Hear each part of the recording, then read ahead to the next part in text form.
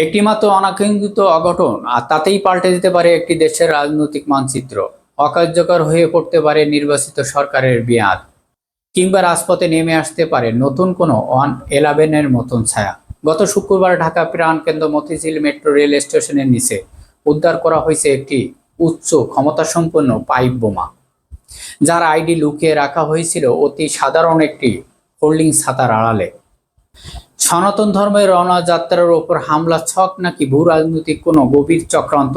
তদন্তকারী সংস্থা এবং বিশ্লেষকের তথ্য বলছে এটি কেবল কোনো সাধারণ বিস্ফোরণ নয়, বরং বিএনপি সরকারকে, দেশের সার্বভৌমত্ব এবং পুরো রাজনৈতিক ব্যবস্থাকে একটি খাদের কিনারায় ফেলে দেবার ব্লুপ্রিন্ট।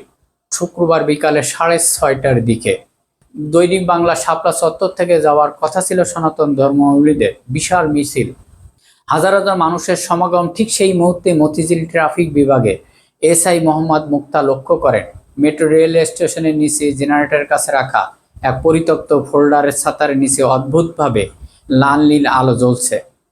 বড় ধরনের জন আতঙ্কে হুড়হুড়ি এড়াতে পুলিশ অত্যন্ত কৌশলে শর্ট সার্কিটের কথা বলে সাধারণ মানুষকে সরিয়ে দেয়।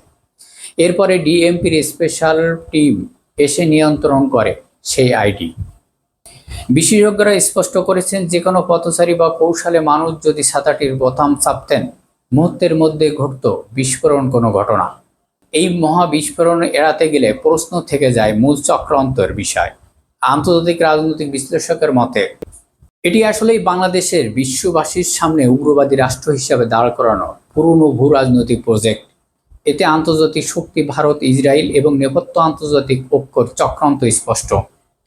কৌশলটি অত্যন্ত বিষাক্ত। কোনো ধর্মীয় বা বড় অনুষ্ঠানে হামলা চালিয়ে 50 থেকে 60 জন মানুষকে হত্যা করা, এরপর আন্তর্জাতিক মিডিয়ায় তা প্রকাশ করা। বাংলাদেশে উগ্রবাদী মাথাছাড়া দিয়ে উঠছে, সংখ্যালঘু সাধারণ মানুষ নিরাপদ নয়। ইতিহাস সাক্ষী, অতীতেও বিএনপির আমলেও একই ঐক্যর প্রযোজনায় দেশের 60টি জেলায় একযোগে বোমা হামলা চালিয়ে হত্যাসহ পুরো দেশের বাসীকে অস্থিতিশীল করা হয়েছিল। মতিঝিলের এই ঘটনা প্রমাণ করে আন্তর্জাতিক সেই অশুভ চক্রান্ত এখনও সমানভাবে সক্রিয়। এখন হিসাব করা যাক এই অরাজকতার চূড়ান্ত ফসল কারা ঘরে তুলতে চায়, আর এখানেই লুকিয়ে আছে মূল চাল। যে কোনো অবাধ নির্বাচনে বিএনপি আসুক বা অন্য কোনো দল আসুক, আওয়ামী লীগের রাজপথে সহজে ফেরার পথ থাকে না। কিন্তু যদি নির্বাচিত বিএনপি সরকারের উৎখাত করে কোনো অগণতান্ত্রিক 111 অনির্বাচিত সরকার আনা যায়, তবে ব্যাকফুটে দিয়ে পুরনো শক্তি পুনর্বাসন হয়ে যাবে অত্যন্ত সহজ। তারেক রহমান ও বর্তমান বিএনপি সরকারের কতটা গভীর সংকটে দাঁড়িয়ে আছে। মতিঝিলের এই নাশকতা চেষ্টার পর জামাত ইসলামের গোলাম পরোয়ারের দেওয়ার একটি বিবৃতি রাজনীতিতে বিশেষ গুরুত্ব বহন করছে। তিনি প্রথাগত বিরোধী দল সুলভ আক্রমণ না করে বিরোধী দল উগ্রবাদ দমন, পুলিশ বা আইন শৃঙ্খলা বাহিনীকে সর্বোচ্চ সতর্ক থাকার আহ্বান জানিয়েছেন।